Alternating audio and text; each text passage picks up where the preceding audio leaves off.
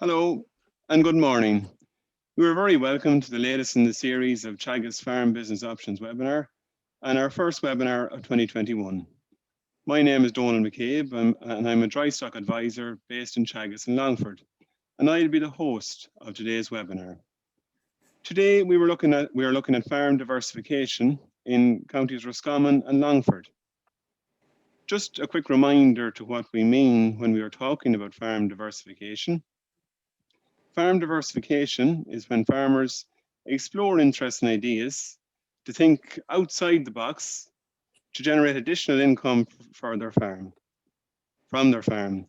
So this could be in areas such as rural tourism, for example, renewable energy, and farm to fork initiatives, to name but a few. We are very lucky to have local champions of farm diversification for our webinar today. At this point, I would like to say hello to Shirley O'Halleran from O'Halleran's Family Farm in Keena, County Longford. Hello, Shirley. Hi, Donal. Good to speak to you. And you too. We will hear Shirley and Derek's story shortly. And also say hello to Justina and Liam Gavin from Dumanilra Organic Farm in Boyle, County Roscommon. Hi guys. Hi guys. Hiya. Thanks for joining us, Liam and Justina. We'll hear about your diversification journey a little bit later on. So unfortunately, due to circumstances outside his control, our third speaker, Padraig Corcoran from Lough, Boat and Bike Hire in Lough, County Roscommon, is not in a position to join us this morning. To acknowledge Padraig's efforts in preparing for today's webinar, I'd just like to briefly outline his farm diversification business.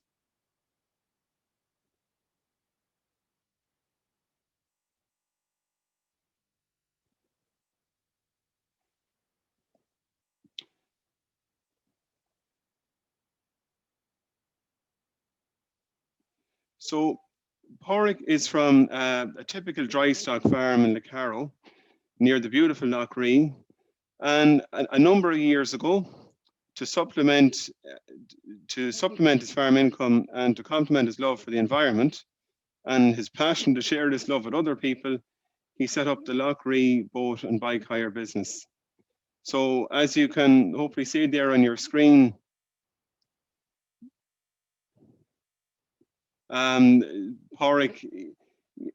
Padraig's business involves boat and bike hire, as was saying.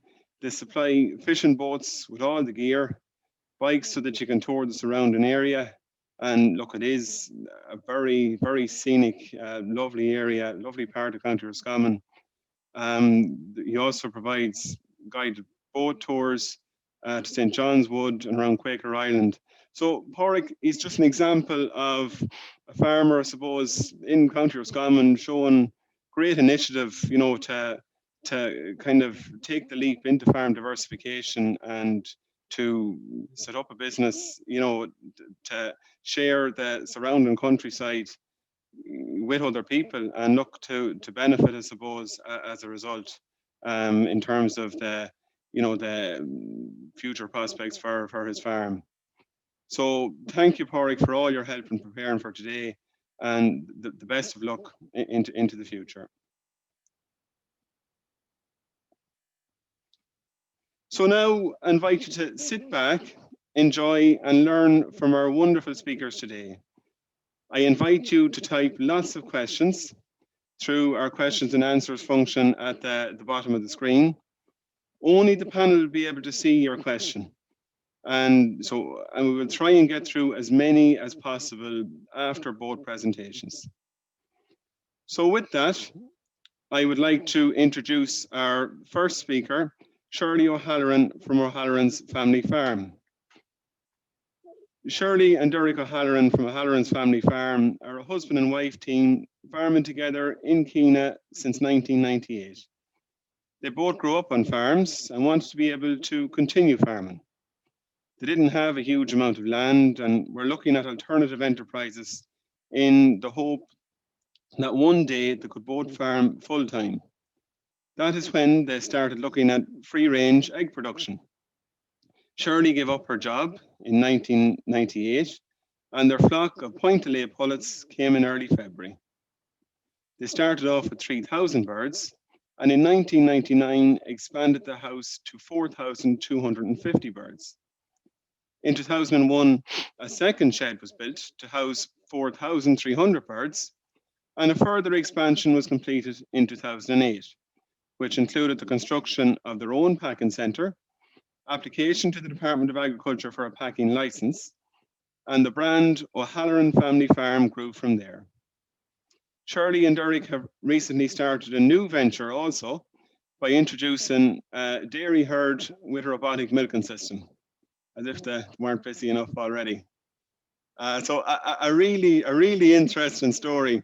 So Shirley, I'll invite you to, well, I'll start sharing your screen, and I'll ask you just to give your presentation.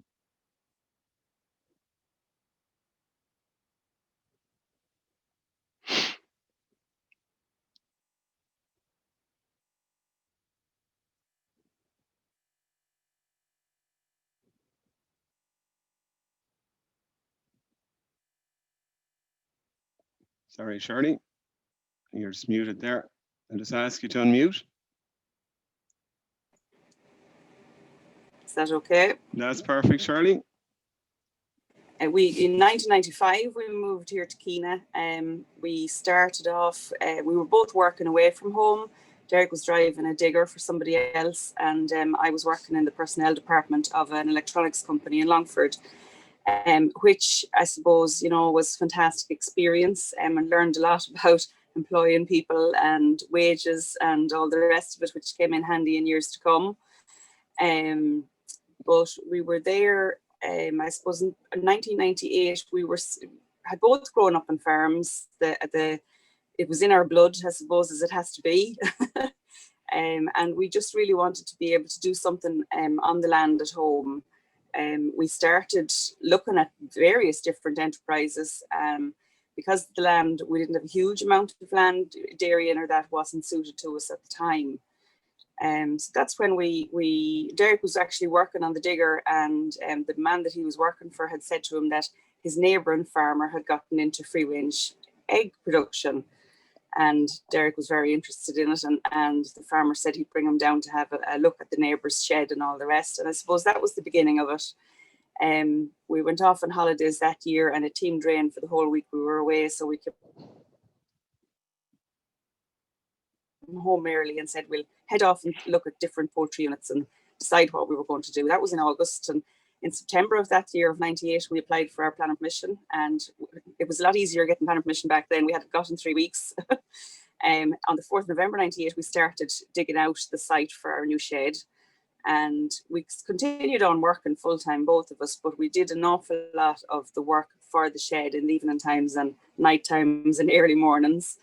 And in that was 97. In 98, then February 98, our first flock of birds arrived. We had a lot of work to do in sourcing the birds and in looking for a market for our eggs when we were going to have them. And we found quite a few people, there was quite a shortage for eggs at the time. So there was a few different packers looking for our eggs, and we had a choice. So we went to somebody who was actually in Bandon and was willing to come up every week to collect the eggs, and actually twice a week in a Ford Transit van. And we went with him. And so when our first flock of birds arrived, I had done a course with Teagasc in free range egg production, but there's nothing like the hands-on experience. It was certainly a shock to the system when we started. I remember before the birds were housed, I was having all kinds of dreams that they were escaping and they were getting into all kinds of difficulties. But anyhow, as somebody said to me at the time, I had the heebie-jeebies. But we've gone through quite a few flocks since. But it was a lot of work. I suppose we were nervous, and I would have spent every minute of every day in the shed with the hens. And once I gave up my job at the end of January and spent the rest of the time at home. But never regretted it, never looked back. As Donal said, the farm grew. We grew over the years. In 99, we increased the size of that shed. In 2001, we built a second shed, and in 2008, we built a third shed, which was twice the size of shed 1. We also built our packing centre and applied for our licence and started to sell our eggs then. It took a while to build up our run, but I suppose we were selling quite a lot of eggs from home. We have a little shed at home that sells self-service, and also I was doing Longford Farmers Market. I had started doing that in 2004, and that's just a picture of our stall in the market. It was, people would ask me, if we ran out of your eggs during the week, where else can we get them?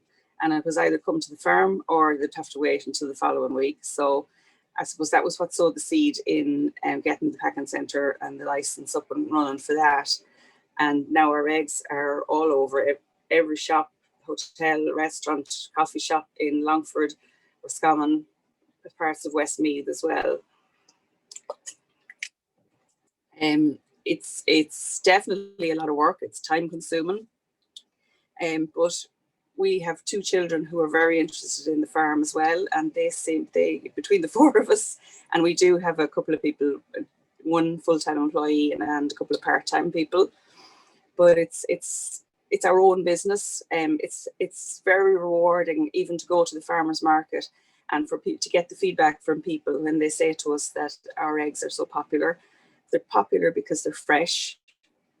When we grade our eggs for the shops, we pick the eggs on a Tuesday morning, we grade on a Tuesday afternoon, and the eggs are on the shop shelves on Wednesday morning.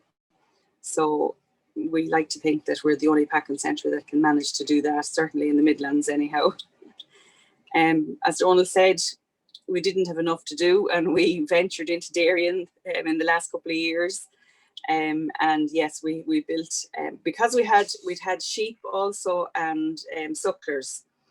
And as most people know, the outcome from the sheep and the sucklers at the end of the year wasn't really worth talking about. You might have covered your costs, but you certainly didn't make any profit anyhow. So that was what made us decide to go for the dairy. Also, the children are very interested in it. My son is 19, my daughter is 21, and both of them love the dairy as well.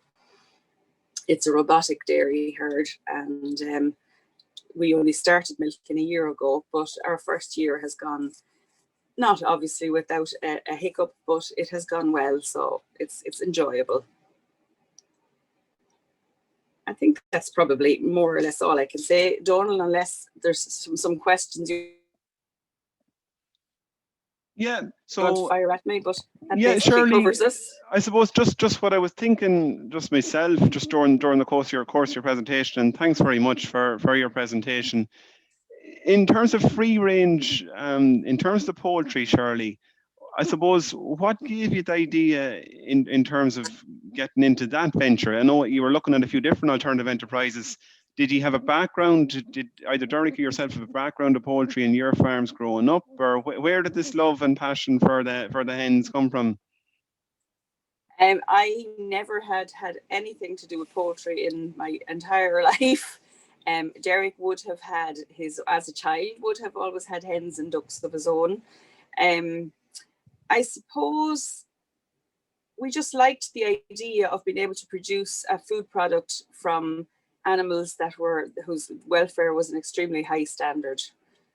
And that's, as well as that, when a hen stands on your foot, it's not anything like as sore as a bullock. No, I wouldn't think so. So that's fine. Look at Shirley, as I said, thanks again for your excellent presentation. No problem at all. Okay, so next up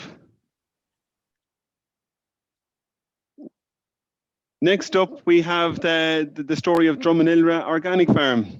So in 2012, Justina and Liam Gavin and their 3 young children returned from the UK to start work on the family farm, so which had been mostly untouched for 30 years, and re-fenced it. So breeding stock were purchased and the farm entered into organic conversion. In 2014, the Dumanilra Dexter burger was born. catering trailer was purchased, and Justina spent that year traveling throughout Ireland, touring shows and festivals, and selling the Dumanilra Farm Dexter burger. Her hard efforts, I suppose, were rewarded in the fact that at Electric Picnic that same year, they they picked up an award, and the McKenna Food Guide Award. So in the same year, the site for Drummondilra Farm Kitchen was purchased in Boyle Town. So back at the farm, outdoor pedigree pigs and poultry were purchased, along with a flock of rare breed Jacob and Shetland sheep, while all the time the Dexter herd continued to grow. Polytunnels were also constructed to grow salad and vegetables. Several notable awards have been achieved over the years, and fortified by the success of their Boyle-based cafe and farm shop, they're ready to take the next step on their journey. So, Justina and Liam, I'll ask you to start sharing your screen and to take it away. Thanks, Don. Hi, guys. Okay. Can you guys see that okay? Are you unmuted? I think Dan was muted there. Okay. So, hello, I'm Justina. Hi, I'm Liam. And we're talking to you from Dumanilra Organic Farm. So what is Dumanilra?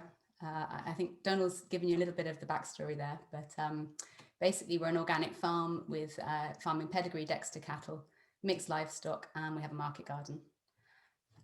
We're on the shores of Lough just outside Boyle in County Roscommon. We moved back from the UK with our 3 kids in 2012.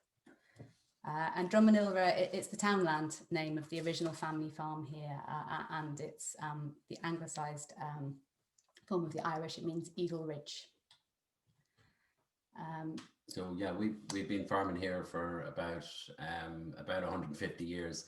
So my great grandfather would have been here. I think there's a picture of him there somewhere. There he is. There we go. And that's my great grandparents outside the house that we moved back to, and we've since built another house. But and my mother's in the picture there, as my grandmother's pregnant with my mother there, and that's us there. When we moved back in 2012, we're looking a bit haggard, more haggard since then. Okay, so our goals for the farm at Dumanilra when we came back nearly 9 years ago now, was first and foremost, we wanted to feed our own family with produce from the farm. We also had a goal to produce food that we could call sustainable and as nutritious as possible.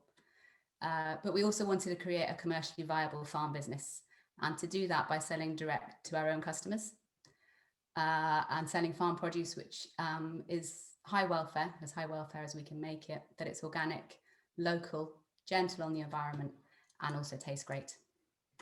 And finally, further to that, we wanted to look at ways in which we could provide a route to market for other like-minded producers as well. That's us. That's a picture from last summer. Everyone's looking a bit bigger, a bit older there. So on the farm side of it, we're a mixed farm, so we're specialising in pedigree Dexters, and we've had smaller enterprises, like a very small flock. I'm embarrassed to say 50 hens. When listening to Shirley there, we have 50 hens to start off with, and a small flock of ewes, and a very small pig enterprise, and a small market garden as well. So two reasonably small polytunnels, and yeah. So the important thing is that with the Boyle cafe, everything that we were producing, we were able to sell to ourselves. So even though it was small enterprises, we were able to make the farm work, because everything that we produced, we sold to ourselves. So now we're farming around 300 acres, and the half of that is organic and half is in conversion. We've got 40 Dexter females to the bull this year. We have a small Dexter club as well, which I've managed to grow over the years, and we're buying in about 40 weanlings every year from a small group of farmers, organic farmers. We're killing around 40 dexters a year. And so we have a small flock of sheep, and we've had small enterprises with turkeys and geese. And the hens there, we just recently got a small mobile house, and we've got 200 laying hens, and we're killing about 50 pigs a year. And then we have our salads from our polytunnels. So we started off with about, I think, 300 square meters of tunnels between the 4 tunnels that we've got now. But with our expansion plans, we hope to open 2 units, but our expansion plans are to grow the Dexter herd to around 80 to 100 cows. And we hope to finish and process 150 Dexters in a year. And the same, finishing pigs and processing pigs around 200, and around 200 organic lambs. We think around 200 turkeys in a group. We think that's it's an okay amount to do. 100 geese, and we'd like to grow our hens to around 1,000. And that should be sufficient to supply us what we need. And then we've grown our tunnels. We've put up 2 big tunnels recently.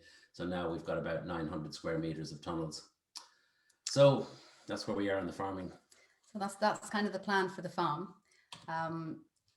So yeah, so there's just a shot of the Dexters. So we have put in we've done a bit of infrastructure over the last year or so. So we put in a good grazing platform. So we've sort of adapted holistic planned grazing, and so this is just first year at it, and we're very excited about it, and we can already see some results. So we think that's going to help us with our grass production. So in terms of selling our produce, as Liam said, the aim has always been to sell all of our produce direct to our own customer base. And we've had a bit of an adventure and a bit of a learning curve over the years, just working out the best way to do that. From 2014 to 2015, back when we first had something to sell, we explored different options. And as Donal said, our first venture was to tour festivals with our shepherd's hut serving Dexter burgers back in 2014. And then the following year, we bought a site in Boyle, which is just under an acre. It was actually an old doctor's surgery on a garden site in the middle of the town.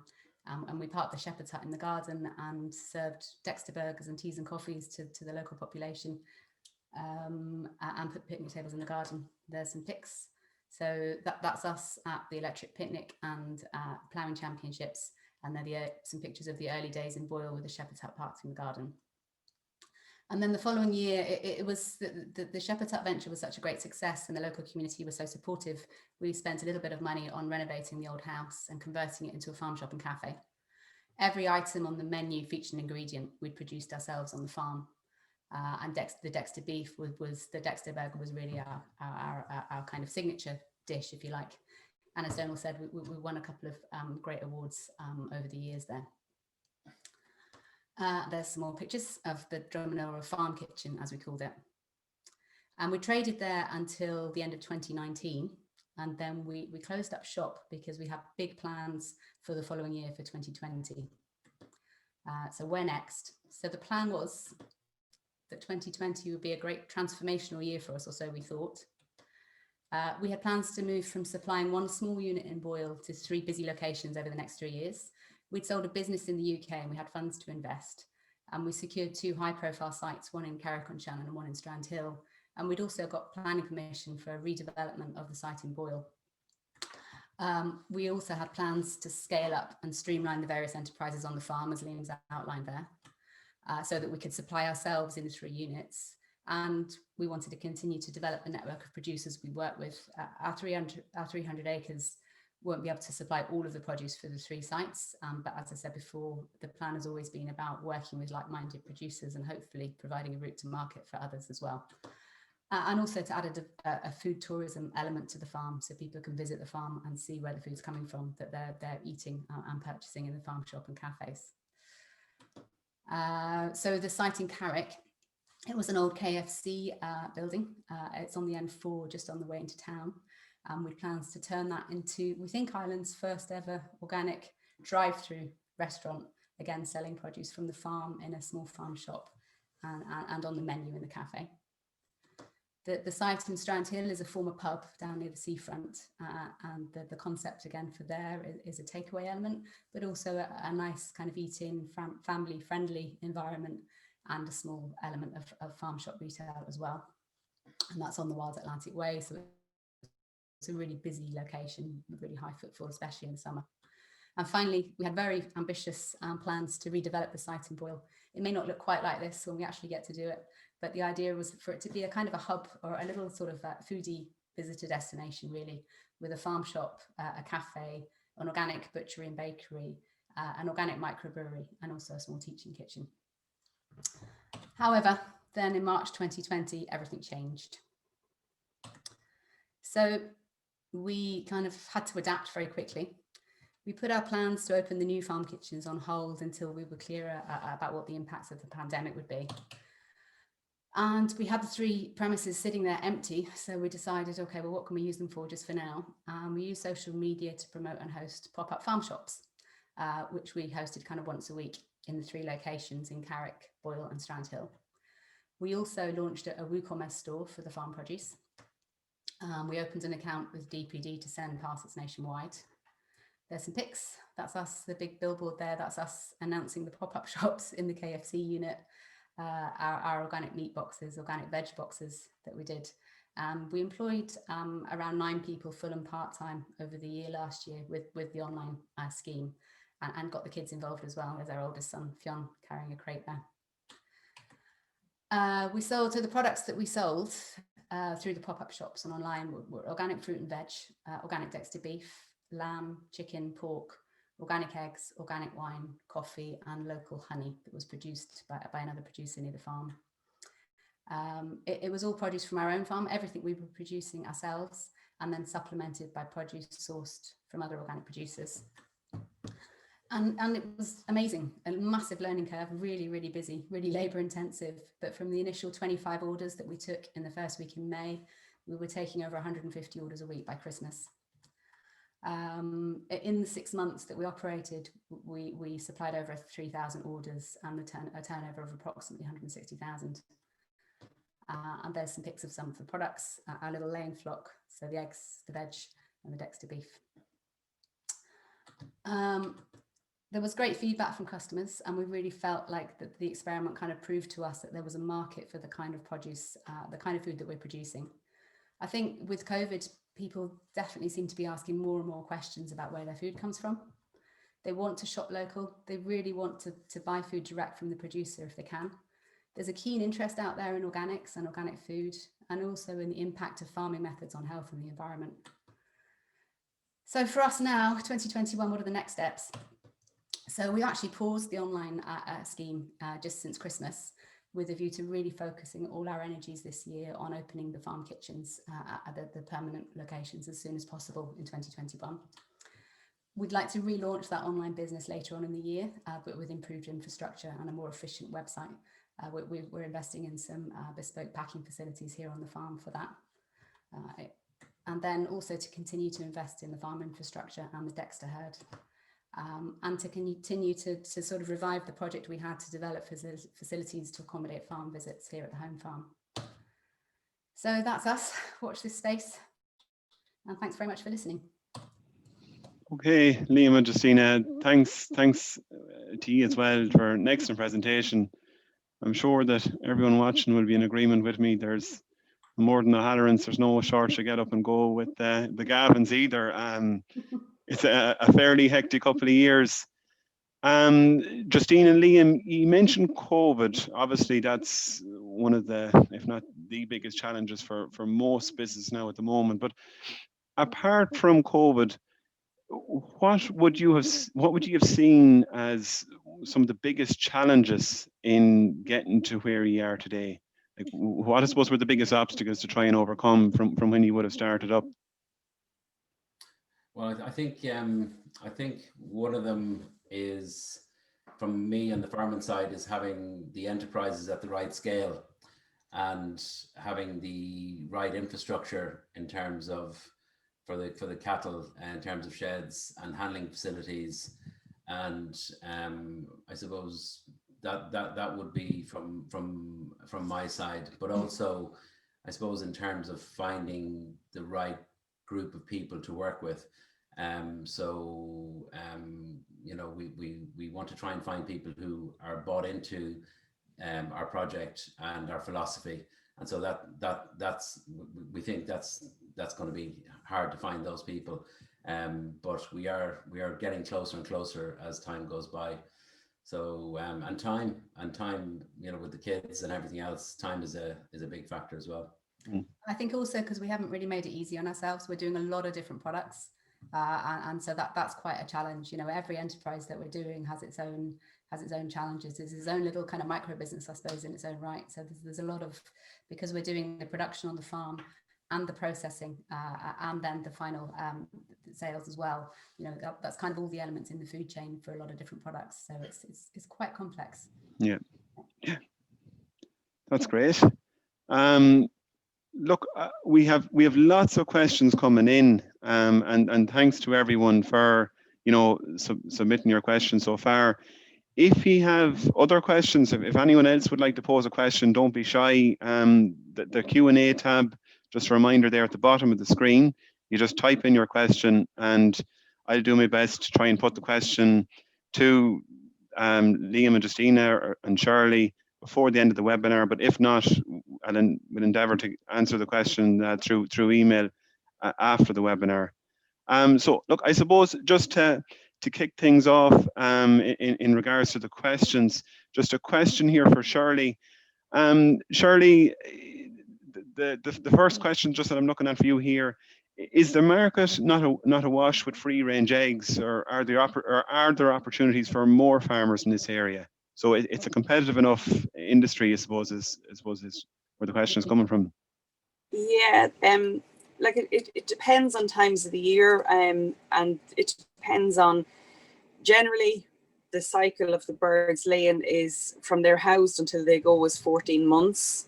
So depending on at what stage, if you have a number of production units across the country that are going out of production at the same time, then there's going to be a shortfall, which does on occasion happen, or as it is at the moment with avian influenza. Now, thankfully, it hasn't hit any of the commercial units down here, but in the north of Ireland, I know there's 2, if not 3 units being closed down, and that is going to leave a shortfall for eggs as well.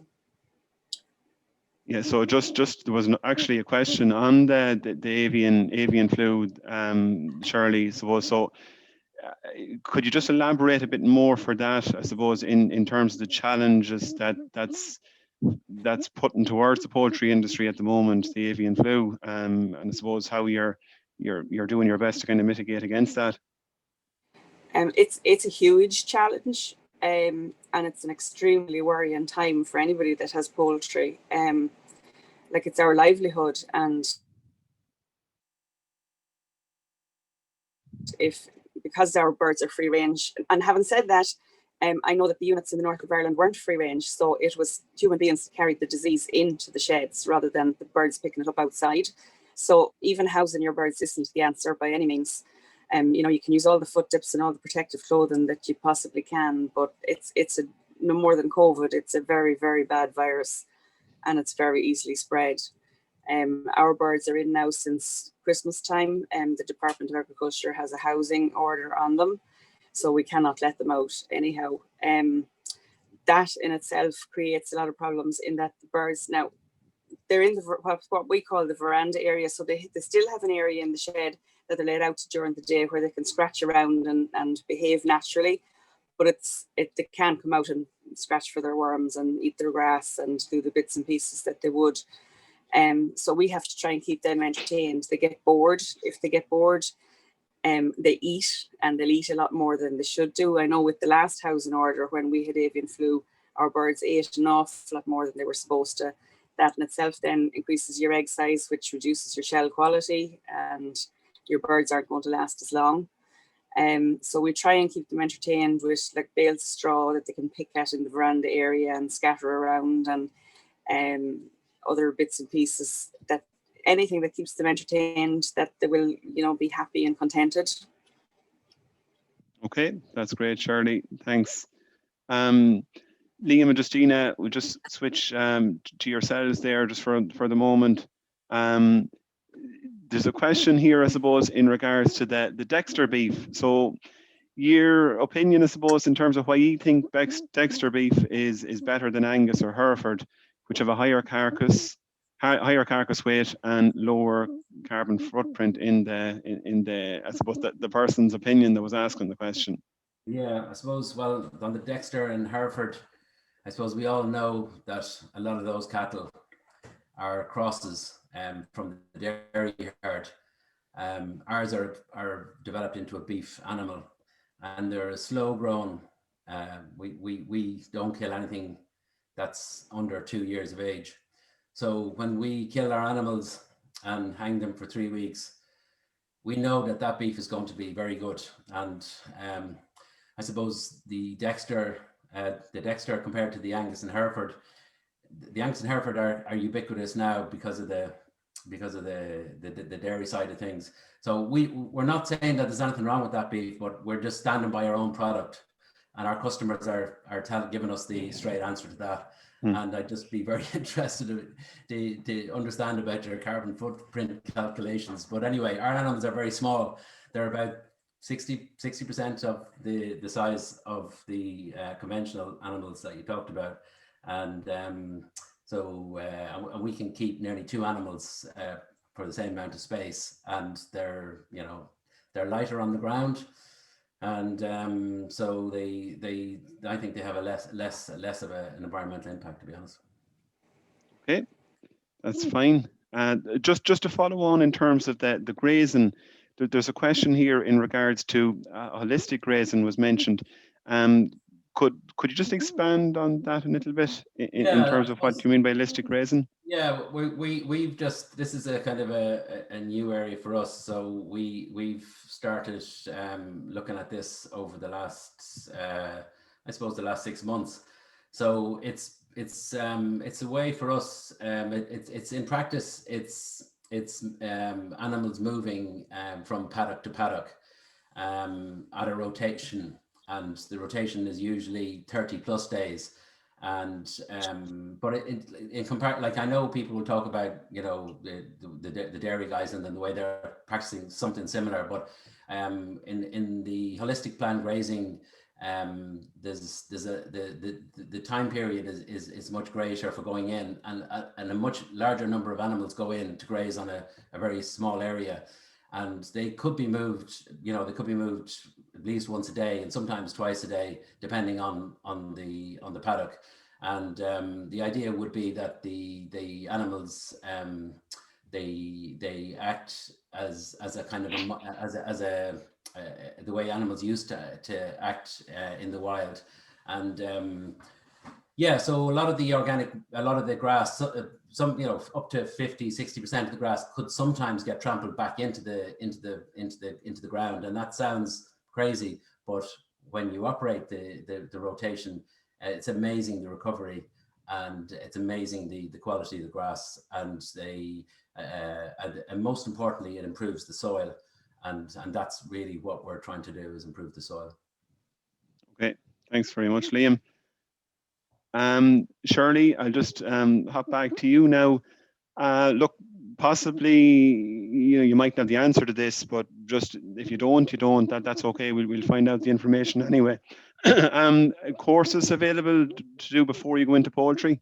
So is there any courses that you would have found useful or that would have been available before you went into poultry, or how did you I suppose get that foot up, just to start within the industry?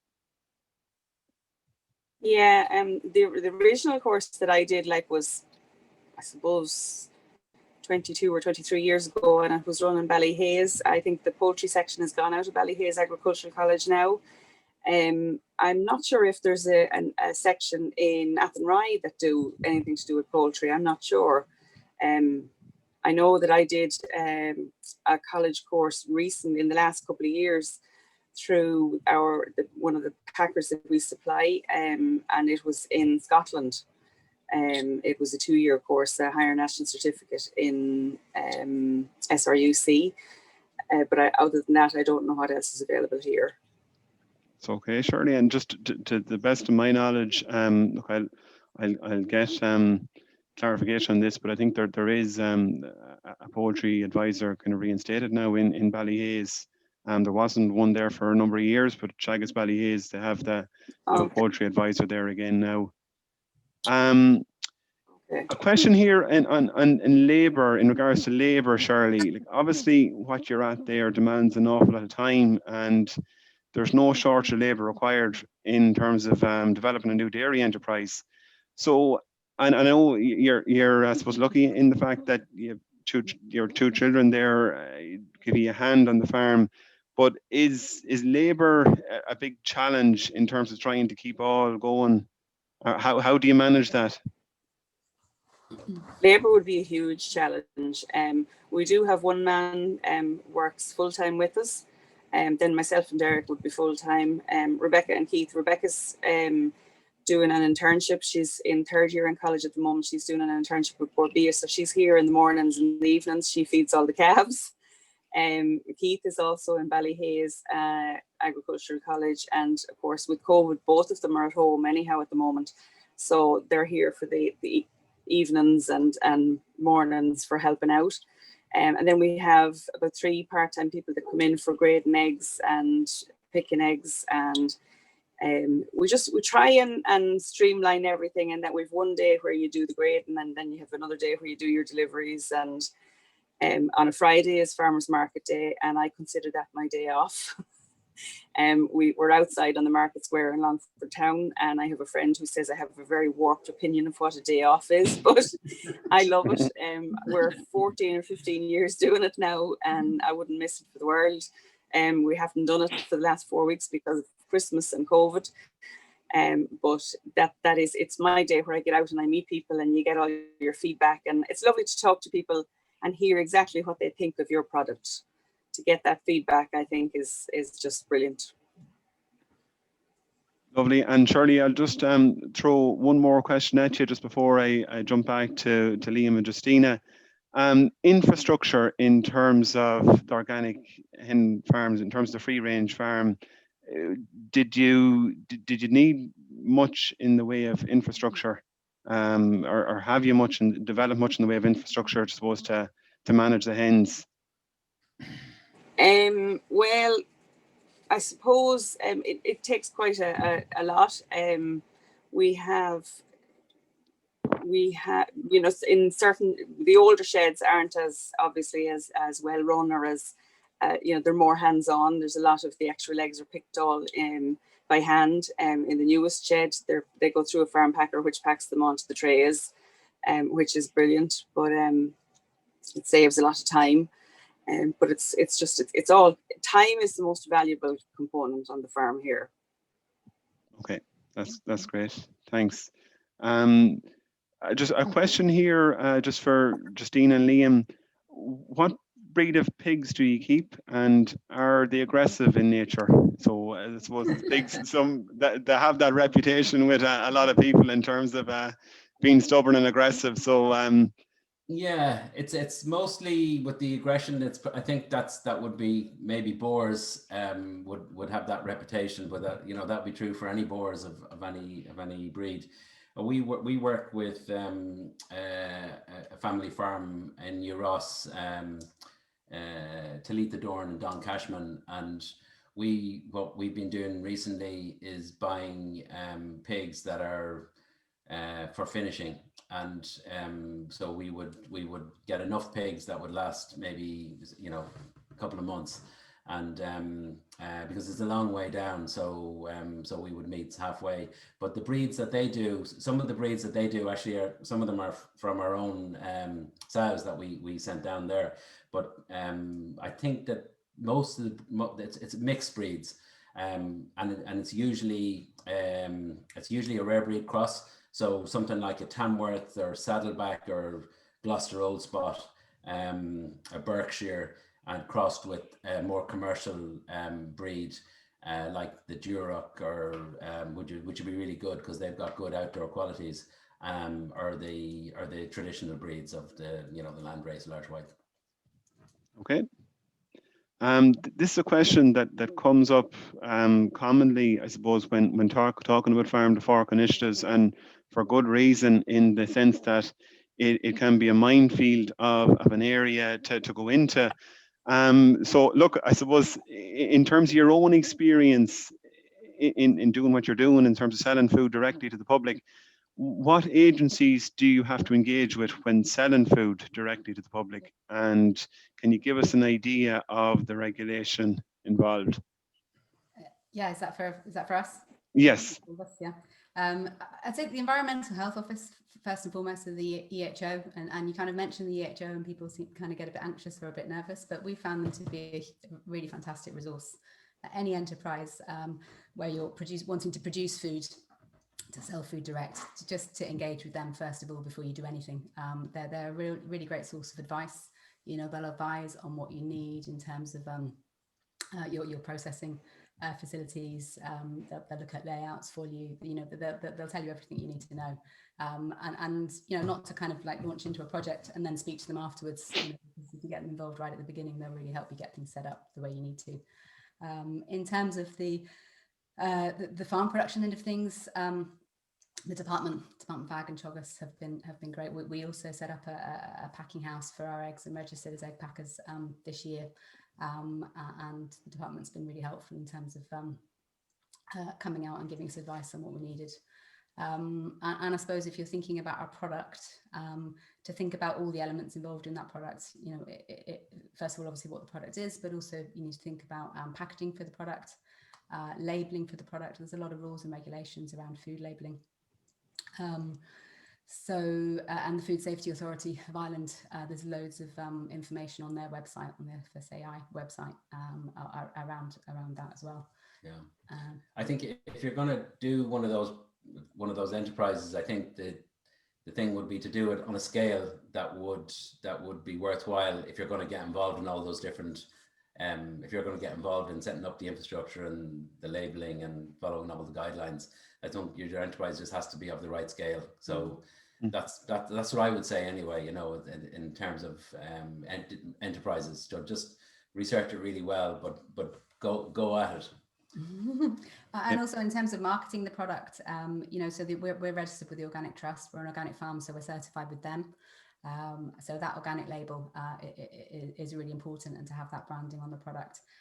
Board Beer as well have been really helpful, and they have a scheme. I can't remember what it's called now, but they have a scheme where they will help and advise small businesses on and also actually give a bit of funding to small businesses on brand development as well. So that's another good place to go. And then Leader. So Leader have been running a food project, for the last couple of years. I think that they're planning to roll that over into next year. So there is also funding there available. We haven't accessed it ourselves, but we keep sort of toying with the idea of putting together applications for one or two of the enterprises. And then the local enterprise office, Roscommon LEO, that they have loads of supports and resources as well, and also free trainings and funding for training. We've accessed their online trading voucher for developing the website, where their match funding for the website, I think, is up to €3,000 or €4,000 to get the website built.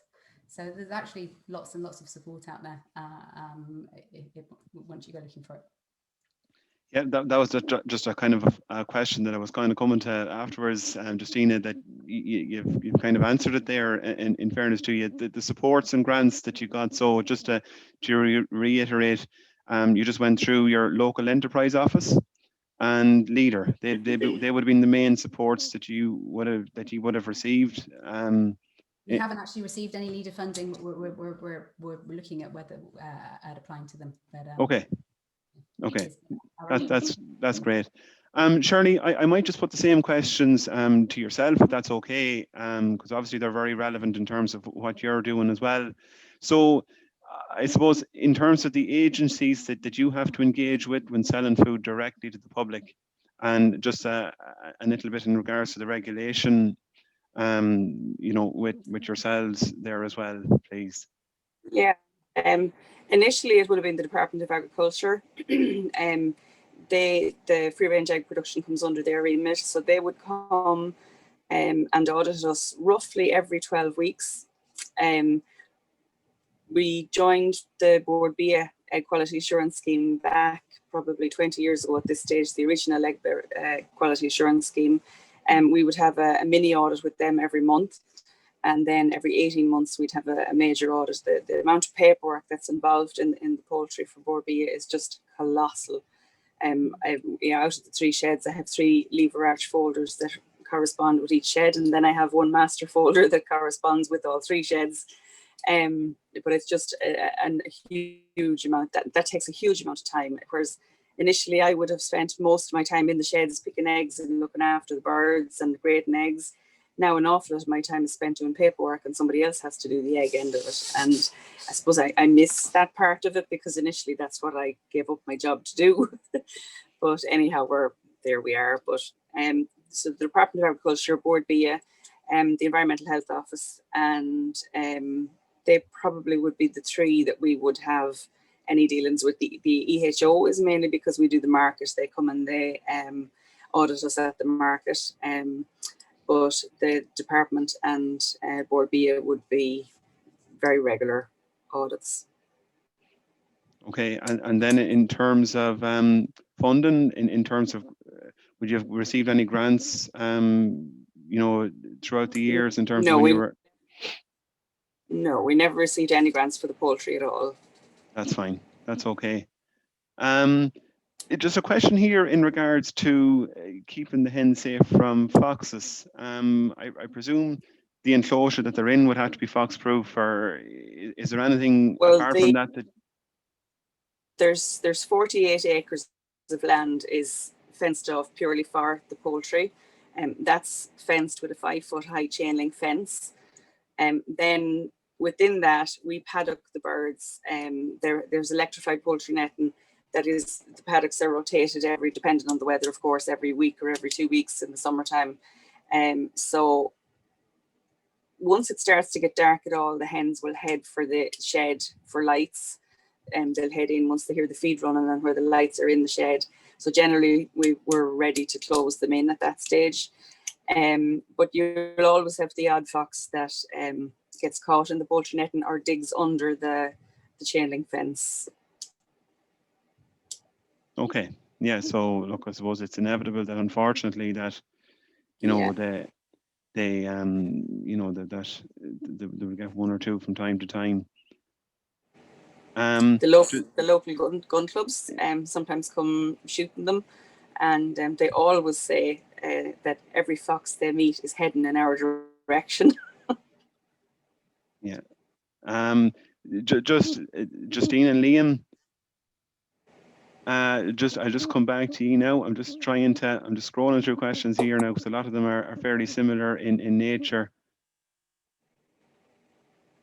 Just a question here. I suppose you did kind of touch on it, but maybe just to elaborate on it slightly more, if you don't mind. The online selling has stopped right now, just to focus on plans for developing plans, for opening your farm shops. You obviously feel that, I suppose, it'd be too big a challenge to keep the online selling going while you're doing that, or is that the main reason that you've just taken a break from the online selling for the moment? I think there's 2 reasons. So it was a huge undertaking. We didn't really realize when we took it on back in May that it would be, I think, just because it grew so quickly. And so it took a lot of, it was kind of like inventing another business, I suppose, from scratch. And it took a lot of our time. It was quite labor intensive, and we were really improvising with the facilities we had. So we used one of the restaurant premises as our packing facility. We had an really old WooCommerce site that we revamped. Wasn't really fit for purpose.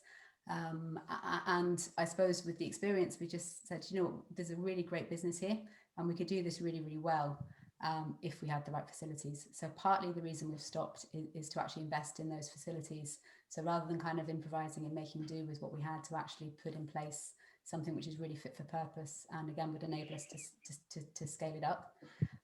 But also so that we could really focus our energies on getting the permanent shops open.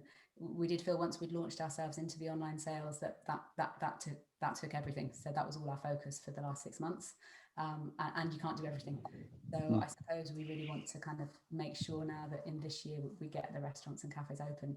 And there's a good bit of work to do in the background behind having those places open. One of the things that Liam is working on is setting up our own organic butchery. And also we're looking at a small organic bakery as well. And both of those units will also improve the product range that we have to sell online once we come back to it. So I suppose it's really to kind of take stock and really put in place all the pieces that we need to take the business on to the next level. Yeah. And physically we couldn't do the meat because one of the premises that we're building is actually the place that we're doing the meat. So we didn't want to stop, and it was very counterintuitive for us to be. It was going so well, but I think we made the right decision. Yeah. Okay. I'm just happy to clarify and just confirm there is a Teagasc advisor specialising in poultry in Ballyhaise. So that person's name is Rebecca Tierney. Rebecca made contact with me herself there through the Q&A, and thanks very much, Rebecca, for doing that. So anyone there is a level 5 poultry management course being run by Teagasc in Ballyhaise. So if you're interested in that or have any other questions in regards to poultry, Rebecca Tierney in Teagasc Ballyhaise, you can contact Rebecca. So thanks, Rebecca, just for clarifying that for me. Liam and Justina, I suppose maybe we're running a little bit tight on time, so maybe just a final question for you in regards to I suppose specifically the exciting prospect of organic drive-through in Carrick-on-Shannon. Like, very novel. Like, you think that it probably is one of the first in the country. So maybe I suppose can you just want to maybe elaborate a small bit more in terms of how that idea came into your heads, or I suppose what triggered that, I suppose, very brilliant move, I suppose, in terms of a proposed business venture. I suppose that it's not something we'd really thought about until the KFC unit came up in Carrick. So that came up for sale. Liam spotted it and just recognised it as a really great location for us. In the farm kitchen in Boyle, funnily enough, around about 25% of our orders from the cafe were takeaway, and we had a small car park attached to the cafe, so people would drive into the car park and we'd drop their order, whether it was a salad pot or coffee or Dexter burger and fries. We drop it out to the car for them. So we kind of were more or less doing a drive-through without it properly being a drive-through at that point.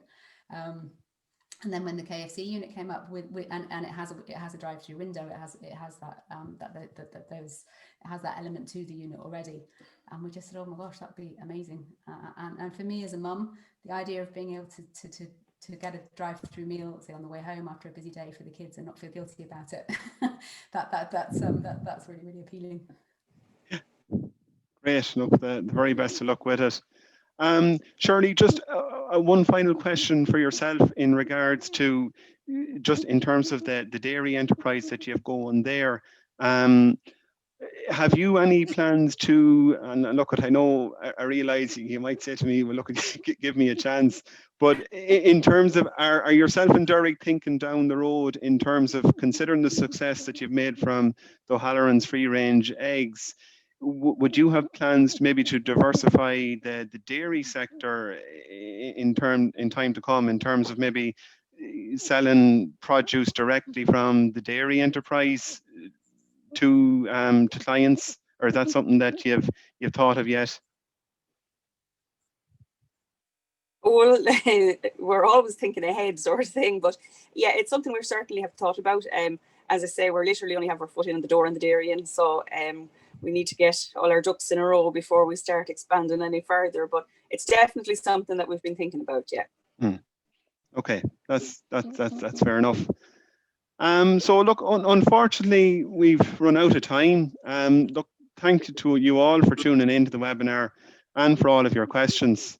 So any questions that we didn't have time to answer during the webinar, look, where at all possible, where the names are provided, we'll answer them in the coming days by email. I want to say a massive thank you to the Gavins and the O'Hallerans as well, just for sharing their inspirational stories really with us. I trust and hope that you picked up lots of topics and or lots of tips, I should say, and encouragement for your farm diversification journey at home. And look, with that, I'd just ask you to join us at the same time next week, where my Teagasc colleague Barry Caslin will host a panel looking at opportunities for industrial hemp in Irish agriculture, something that's very topical at the moment. But for now, look, thank you all once again, and goodbye. Bye. Bye, everyone. Thank you. Bye. Bye-bye. Yes.